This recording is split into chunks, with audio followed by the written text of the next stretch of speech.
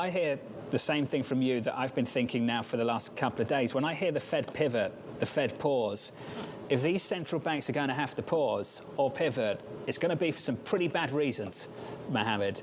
And that's not necessarily going to be a constructive thing. That's not going to be a reason to buy this equity market. Is that what you're trying to convey? Yes, John. They're going to pivot for one of two reasons, if they pivot. One is because recession risk has become unacceptably high. Two is because we are very close to a financial accident. Neither of these things are good for risk assets.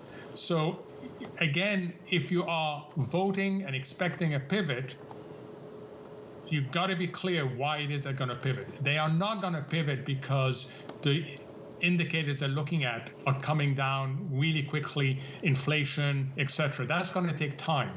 So they will pivot either for a bad economic reason or for a bad financial stability reason.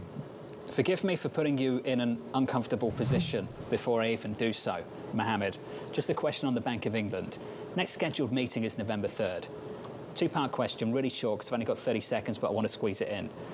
Can they, A, wait that long? And B, if they can't, how big do you think this hike needs to be? So I was on record saying they should have done a 100 basis point emergency hike on Monday. They need to do it. They're not going to be able to wait till November 3rd. It is a very long time. And you're talking about minimum 100 basis points, and 150 basis points is not off the table.